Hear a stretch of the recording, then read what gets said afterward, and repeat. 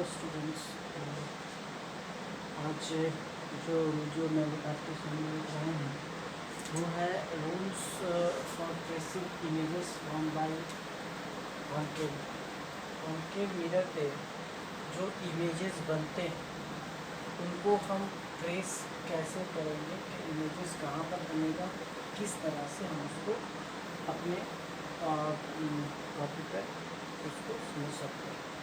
तो उसके लिए कुछ रूल्स हैं जो इमेजेस जो हमको समझना होगा। तो वो रूल्स क्या है? तो वो रूल्स हैं, सबसे पहले रूल क्या है, जो आप देखिए किसी भी इमेज को ट्रेस करने के लिए किसी भी जगह पर से दो रेज हमको चाहिए। अगर दो रेज हमको मिल जाती है तो जो दो रिफ्लेक्टेड रेज हमको मिलेंगी उन दो रिफ्लेक्टेड रेज के मीटिंग पॉइंट पर हमारा इमेज फॉर्म होगा। यानी जिस जगह पर दो रेज आपस में मीट कर रही हैं रिफ्लेक्टेड रेज, उस जगह पर हमारा इमेज फॉर्म करेगा। यानी आफ्टर रिफ्लेक्शन जब वो मीट करेंगे तो अब हम बात करते हैं कि हमको कैसे पता चलेगा कि कौन से रेज जो है वो उसका पाथ क्या होगा। तो हम लोगों के पास कई रूल्स हैं उसके लिए। सबसे पहला रूल ये है जो आपके बोर्ड पे दिख रहा होगा। पहली रूल ये है, a ray which is parallel to the principal axis of concave mirror passes actually through the principal focus of the mirror after reflection। इसको आप कर सकते हैं कि after reflection, after reflection, ठीक है। ये कह रहा है एक रे जो पैरेलल हो प्रिंसिपल एक्सिस की, जैसा कि आपको फिगर में भी दिख जाएगा कि एक रे जो पैरेलल एक्सिस की पैरेलल होती है प्रिंसिपल एक्सिस के, वो रे आफ्टर रिफ्लेक्शन कहाँ से होकर जाती है? Passes actually through the principal focus of the mirror after reflection. तो इसमें आपको दिख रहा होगा ये कि ये जो लाइट है ये इंसिडेंट है, ये आ रही है और ये पैरेलल है किसके? प्रिंसिपल एक्सिस के। और ये लाइट इस लाइट के यानी इस प्रिंसिपल एक्सिस के पैरेलल है। जब मिरर पर वो फॉल करती है, इंसिडेंट करती है, तो आफ्टर रिफ्लेक्शन वो कहाँ से होकर पास करती है? फोकस से होकर पास करती है। ये पहला रूल है। किसी भी जगह कोई भी रे अगर कॉन्केव मिरर में प्रिंसिपल एक्सिस के पैरेलल जा रही है तो वो हमेशा फोकस से होकर जाएगी आफ्टर रिफ्लेक्शन। रिफ्लेक्शन के बाद, परावर्तन के बाद वो फोकस से होकर पास कर जाएगी। नाउ सेकंड रूल क्या कहता है? सेकंड रूल कहता है कि अगर कोई रे, लाइट की ray of light which falls on mirror passing through the centre of curvature is reflected back from the same path. कह रहा है कि अगर कोई रे ऑफ लाइट जो है वो सेंटर ऑफ कर्वेचर से जाती है और फिर मिरर पर पड़ती है, सेंटर ऑफ कर्वेचर से होकर जाती है और मिरर पर पड़ती है, और वो सेंटर ऑफ कर्वेचर से ही रिटर्न हो जाती है। सेंटर ऑफ कर्वेचर से जाएगी और सेंटर ऑफ कर्वेचर से ही रिफ्लेक्ट हो जाएगी। इट मीन्स कि द इंसिडेंट रे का पाथ और रिफ्लेक्टेड रे का पाथ सेम होगा बट इन अपोजिट डायरेक्शन। वो इस डायरेक्शन में जा रही है, वो इस डायरेक्शन में आएगी, मगर पाथ दोनों का सेम होगा। और ऐसा क्यों होता है? क्योंकि ये सेंटर है और यहाँ तक जो भी रे जाएगी ये सी से यहाँ तक की डिस्टेंस को रेडियस कहेंगे। और रेडियस हमेशा टैंजेंट या सरफेस पर या पॉइंट पर परपेंडिकुलर होता है, यानी नॉर्मल होता है। यानी अगर कोई लाइट नॉर्मल किसी सरफेस पर पड़ती है, हम लोगों ने पढ़ा है प्लेन मिरर के केस में कि अगर किसी सरफेस पे कोई चीज़ नॉर्मल पड़ती है, कोई लाइट ऑफ रे नॉर्मल जब पड़ती है तो वो उसी पाथ पर वापस रिटर्न हो जाती है। इसीलिए जब ray of light centre of curvature से जाने के बाद कॉन्केव मिरर पर पड़ती है तो वो उसी पाथ को फॉलो करते हुए रिफ्लेक्ट हो जाती है। थर्ड क्या है? रूल थर्ड कहता है, a ray which falls on the concave mirror, a ray which falls on the concave mirror passing through the focus। अगर कोई ray of light concave mirror पे इस तरह से पड़ती है कि वो फोकस से जा रही है, यानी वो फोकस से होकर जाती है और तब मिरर पे पड़ती है, तो जब वो फोकस से जाकर मिरर पे पड़ती है तो क्या कहता है? Becomes parallel to the principal axis after reflection. तो पैरेलल हो जाती है किसके? प्रिंसिपल एक्सिस के पैरेलल हो जाती है। ये तीन रूल्स है इसके। एक चौथा रूल भी है जिसको हम आपको बता दें। तो हमारा चौथा जो रूल है वो चौथा रूल है, a ray of light which fall obliquely towards the pole of the mirror is reflected obliquely as per the laws of reflection। इसका मतलब क्या है, कहता है कि अगर किसी मिरर के एम डैश एक मिरर और उस मिरर के पोल पर कोई लाइट इंसिडेंट करती है डायरेक्टली यानी obliquely with some angle, direct कहाँ पड़ रही है, पोल के ऊपर पड़ रही है, पोल पर पड़ रही है। तो जितने एंगल पर as per the laws of reflection कहने का मतलब ये है कि जितना वो एंगल आई बनाएगा उतने ही एंगल ऑफ आर के साथ वो क्या होगी, रिफ्लेक्ट कर जाएगी from the pole of the mirror. ये चार जो लॉज हैं वो हैं इसके लिए, इमेज के ट्रेसिंग के लिए जो दो रेज हमको चाहिए। अब इनमें से हम चार रेज जान गए। अब इन चार में से किसी दो रेज को हम ड्रॉ करके अपनी कॉपी के ऊपर हम इमेजेस को फॉर्म कर सकते हैं। इमेज हम देख सकते हैं कि अगर कोई ऑब्जेक्ट इसी जगह पर है तो इमेज कहाँ पर होगा। नाउ अब हम लोग जो स्टार्ट करेंगे वो हमारा है कि अगर किसी कॉन्केव मिरर की अलग अलग पोजीशंस के लिए जो इमेजेस का फॉर्मेशन होता है वो अलग अलग होता है। यानी अगर ऑब्जेक्ट किसी जगह पर रखी हुई है, image formation by a concave mirror in different position of the object, अलग अलग पोजीशंस के लिए अलग अलग इमेजेस का फॉर्मेशन होगा। उसको अब हम लोग पढ़ेंगे। ना अब हम लोगों के पास क्या है कि अब हम लोग पढ़ेंगे image formation by concave mirror in different position of object. Image का फॉर्मेशन कॉन्केव मिरर में इमेज का फॉर्मेशन डिफरेंट वेज में होता है। इट मीन्स ऑब्जेक्ट की पोजीशन के अकॉर्डिंग इमेज का फॉर्मेशन होता है, यानी पोजीशन ऑफ इमेज और नेचर ऑफ इमेज और साइज ऑफ इमेज चेंज होता रहता है with the position of object. तो हम डिफरेंट पोजीशंस के लिए समझेंगे फॉर डिफरेंट पोजीशंस के लिए इमेज हमारा कहाँ कहाँ बनेगा। तो सबसे पहला when object is at infinity, अगर ऑब्जेक्ट इन्फिनिटी का मतलब क्या है, इन्फिनिटी का मतलब है कि अगर कोई ऑब्जेक्ट मिरर से काफ़ी दूर रखा हुआ है, बहुत ज़्यादा दूर रखा हुआ है, तो वो क्या बन जाता है, उसके लिए इन्फिनिटी बन जाता है, वो उसके लिए इन्फिनिटी कहलाएगा।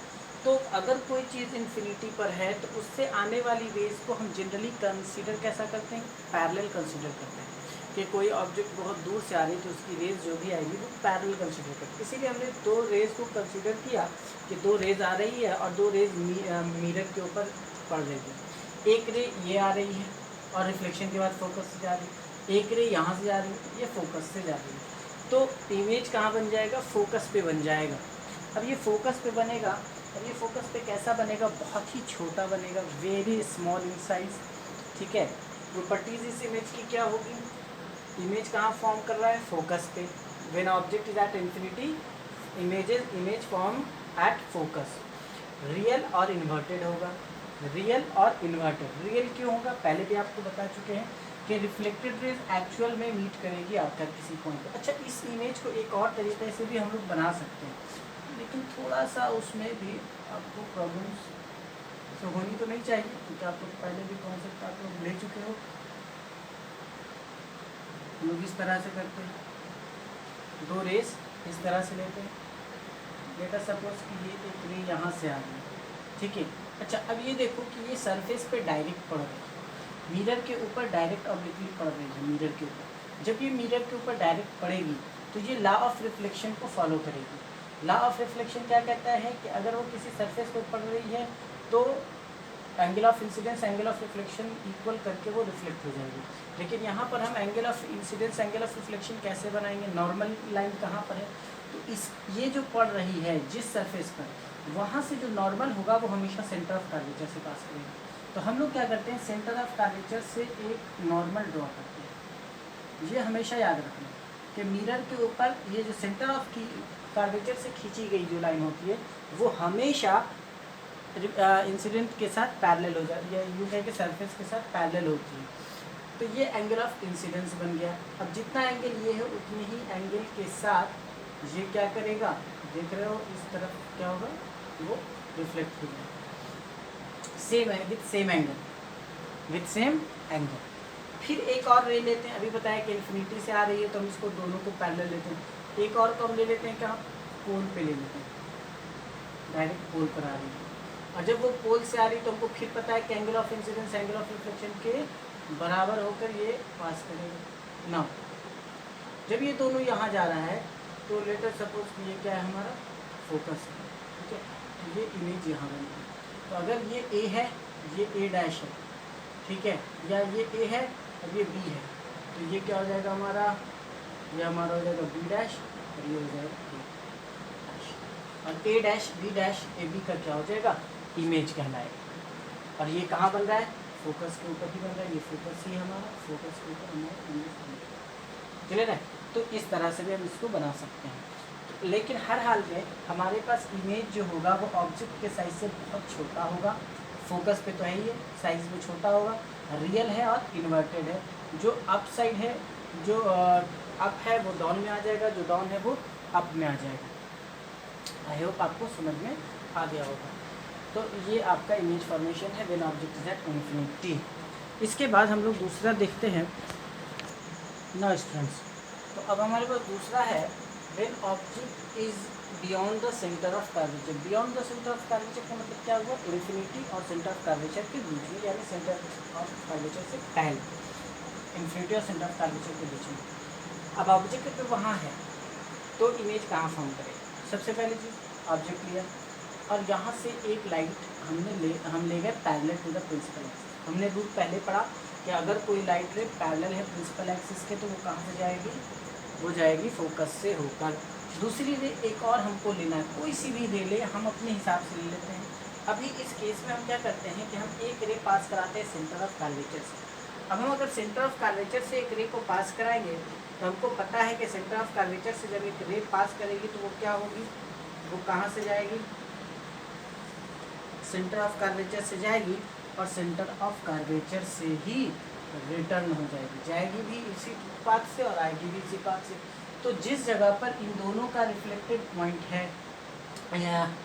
आपका मीटिंग पॉइंट है, इंटरसेक्टिंग पॉइंट है दोनों रेज का, उसी पॉइंट पर इस पॉइंट का, ये अगर ए है और ये बी है तो ये ए का इमेज इस जगह पे बन जाएगा, यानी ए डैश, और यहाँ से एक इस तरफ से एक लाइन खींचेंगे तो ये बन जाएगा हमारा इमेज, यानी ए बी का image A dash B dash है।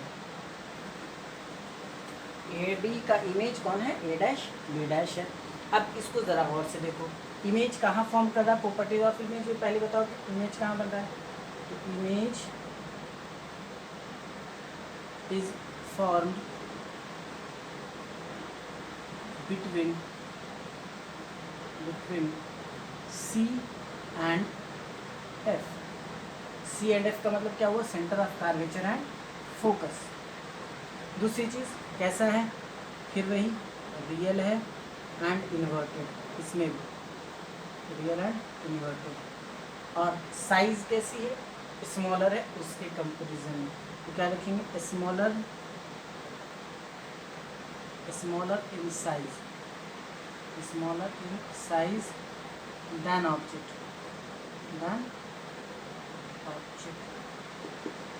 क्लियर है, समझ में आ गई बात आपको। तो जब object beyond the centre of curvature, centre of curvature से पहले होगा, यानी इन्फिनिटी और सेंटर ऑफ कर्वेचर के बीच में होगा, तो इमेज फोकस और सेंटर ऑफ कर्वेचर के बीच में, क्लियर है, रियल होगा, इन्वर्टेड होगा और डिमिनिश्ड होगा, छोटा होगा एज डेट ऑफ अब। तो इसके बाद हमारे पास है कि image when object is at centre of curvature. अगर ऑब्जेक्ट सेंटर ऑफ कर्वेचर पे है तो इमेज कहाँ बनेगा। तो देखिए, मिरर लिया, फोकस से सेंटर ऑफ कर्वेचर ये लिया, एक ऑब्जेक्ट रखा हुआ है on the centre of curvature. हम क्या करेंगे, इससे भी दो रे लेंगे। तो पहली रे लेते हैं parallel to the principal axis, and if a ray which is parallel to the principal axis after reflection goes from the focus, and now another ray we have to take, तो हम उसको कहाँ से लेते हैं, focus से। अगर हम एक रे को फोकस से लेकर जाते हैं प्रिंसिपल एक्सिस पे, व्हाट विल हैपन, वो कहाँ जाएगी, वो आफ्टर रिफ्लेक्शन पैरेलल हो जाएगी प्रिंसिपल एक्सिस के। और अगर वो प्रिंसिपल एक्सिस के पैरेलल हो रही है तो कुछ इस तरह से आएगी and it will meet on the same as centre of curvature. ठीक है, वो कहाँ आके मिलेगी? सेंटर ऑफ कर्वेचर पे मिल जाएगी। तो जो हमारा इमेज है वो भी सेंटर ऑफ कर्वेचर पर ही मिलेगा। ठीक है, इमेज भी कहाँ मिलेगा? Centre of curvature. बात समझ में आ रही है? लाइट पहले प्रिंसिपल एक्सिस से गई और प्रिंसिपल एक्सिस के पैरेलल जाने के बाद वो फोकस से होकर रिफ्लेक्ट कर गई, और जो लाइट फोकस से होकर जा रही है वो कहाँ से होकर जा रही है? पैरेलल हो जा रही है प्रिंसिपल एक्सिस के, और वो कहाँ मीट कर रही है? इस पॉइंट पर, which is exactly beneath the centre of curvature. तो हम ये कहेंगे कि इमेज जो फॉर्म किया है वो भी कहाँ फॉर्म किया है? Centre of curvature. तो क्या लिखेंगे? इमेज फॉर्म्ड एट सी यानी सेंटर ऑफ कर्वेचर। दूसरी चीज़ क्या है? कैसा है? रियल है और इन्वर्टेड है, रियल एंड इन्वर्टेड। लेकिन इसमें अब जो है वो स्मॉल नहीं है, वो क्या है? Same size of object, same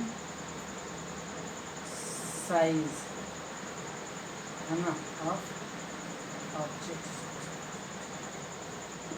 object के सेम साइज का है। तो ये तीन चीज़ें हो गई। आई होप कि आपको यहाँ तक बात समझ में आ गई होगी। अब इसमें देखिए क्या है, कह रहा है कि when object is between C and F. Object कहाँ है? सी और एफ के बीच में, यहाँ आपको दिख रहा होगा ऑब्जेक्ट कहाँ है? सी और एफ के बीच में। इसकी नेमिंग हम लोग कर देते हैं ए और बी के सामने, ये ए बी एक ये कोई हमारा। इसका इमेज यहाँ बन गया है।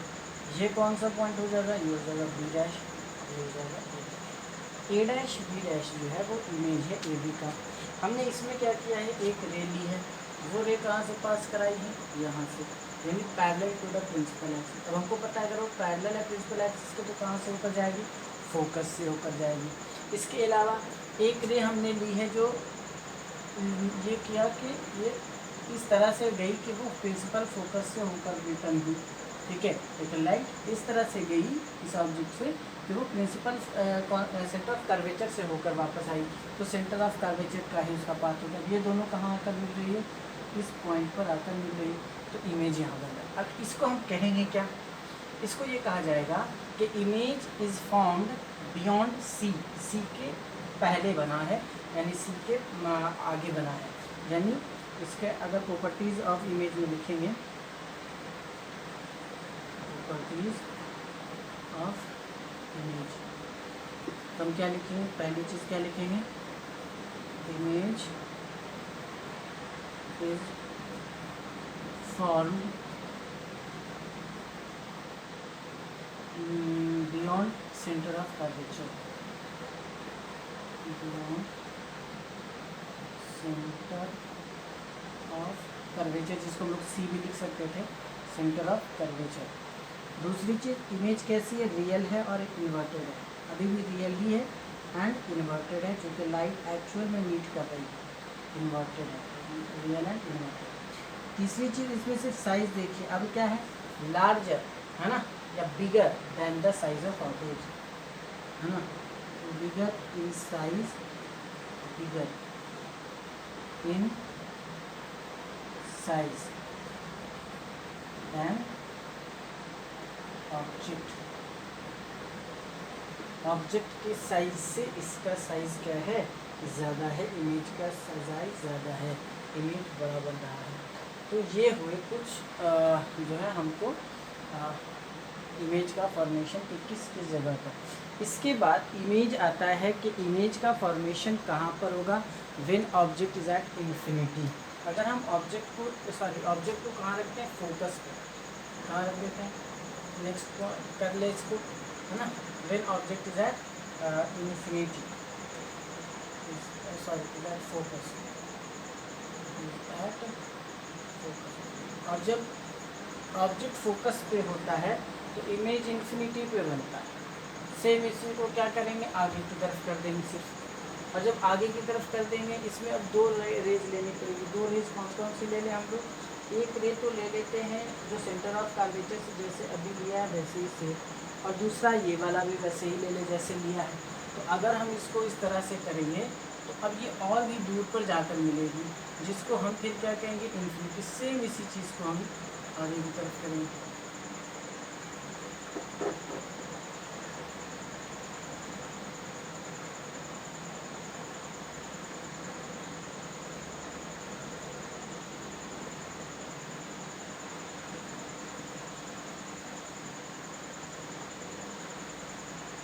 ठीक है, ये आपको दिख रहा होगा। अब इसको हम लोग क्या करते हैं, ऑब्जेक्ट कहाँ रख रहे हैं, इसके ऊपर रख रहे हैं, फोकस पे रखते हैं। अच्छा, अब ऑब्जेक्ट को फोकस पे रखिए। एक लाइन, एक इंसिडेंट रे लीजिए जो मिरर पे पैरेलल है, और एक कहाँ से लीजिए, फिर उसी तरह से लीजिए जो हम लोगों ने पहले लिया, सेंटर ऑफ कर्वेचर से जाती है। ऐसा हम लेंगे कि जैसे वो सेंटर ऑफ कर्वेचर से होकर जाएगी इस तरह से।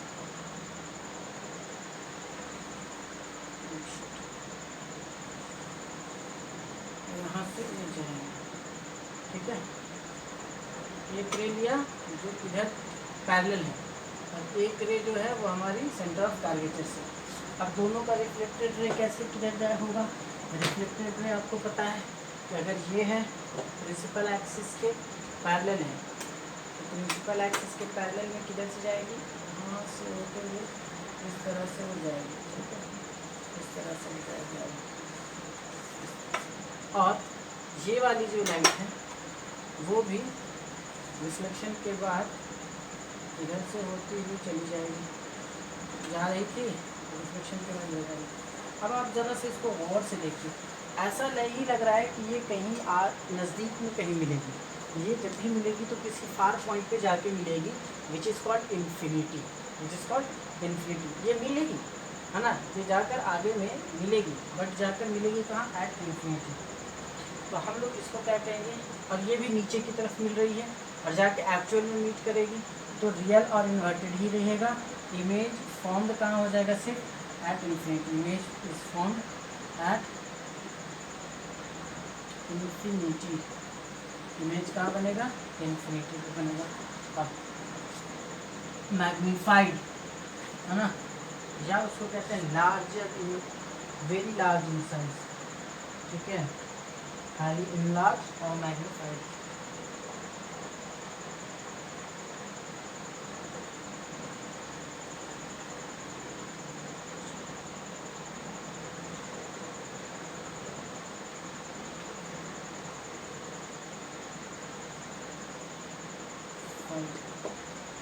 हाईली इनलार्ज और मैग्नीफाइड, काफ़ी बड़ा बनेगा, प्रिंसिपल एक्सिस के नीचे जाएगा तो काफ़ी बड़ा बनेगा और मैग्नीफाइड होगा। इसके बाद हम लोग पढ़ेंगे अब इसका जो लास्ट एक पोजीशन है, जब ऑब्जेक्ट फोकस और पोल के बीच में हो, when object is between pole and focus या फोकस एंड पोल। अब इसको देखिए, ऑब्जेक्ट कहाँ रखा हुआ है, फोकस और पोल के बीच में, फोकस और पोल के बीच में। अब इसका इमेज जो है वो सारे इमेजेस से डिफरेंस है। अब देखिए कैसे इसका इमेज बनेगा। तो सबसे पहले फिर दो रेज लेते हैं, चलिए एक रेज तो हम ले रहे हैं वही parallel to the principal axis, इससे एक रे निकल रही है parallel to the principal axis, और अगर वो प्रिंसिपल एक्सिस के पैरेलल है तो कहाँ से होकर जाएगी, फोकस से होकर जाएगी। कहाँ से होकर जाएगी, फोकस से होकर जाएगी। तो इसको हम लोग फोकस से इसका रिफ्लेक्टेड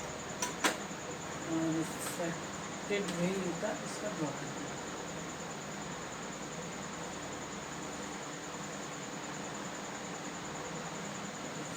ये रिफ्लेक्टेड रे इधर जा रही है, क्लियर। इसके बाद एक रे हम लोग पास कराएंगे कहाँ से, centre of curvature, centre of curvature से। अब ये देखिए, ये ऑब्जेक्ट यहाँ पे है, centre of curvature, centre of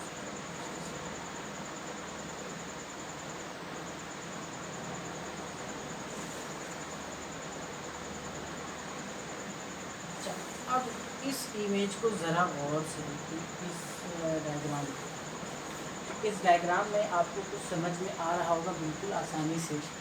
ये एक लाइट इधर गई, ये एक लाइट इधर इधर गई थी और रिफ्लेक्शन इधर हुआ, और ये लाइट सेम पाथ पर वापस आएगी, ये गई भी इधर से, आएगी इधर से। अब बात ये है, ज़रा गौर से देखो, क्या ये लाइट इस साइड कभी मिल पाएगी?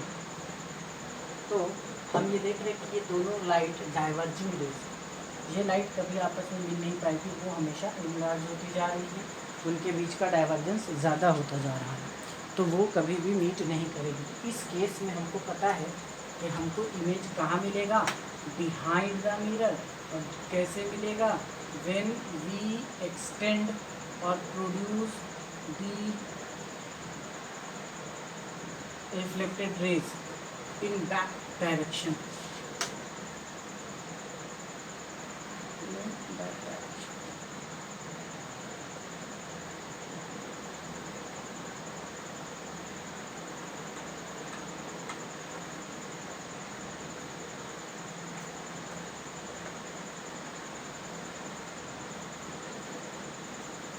इस जगह पर हमको क्या मिल रहा है? इमेज मिल रहा है, ये इमेज मिल रहा है। अब ज़रा गौर कीजिए, ये जो इमेज हमारा होगा वो भी कैसा होगा? वर्चुअल इमेज बनेगा। वो भी कैसा इमेज बनेगा? वर्चुअल इमेज बनेगा।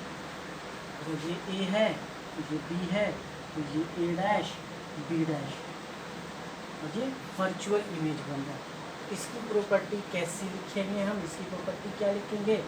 प्रॉपर्टीज ऑफ इमेज में, प्रॉपर्टीज ऑफ इमेज, ठीक है। पहला पॉइंट क्या हो जाएगा? Behind the mirror, behind the mirror पहली।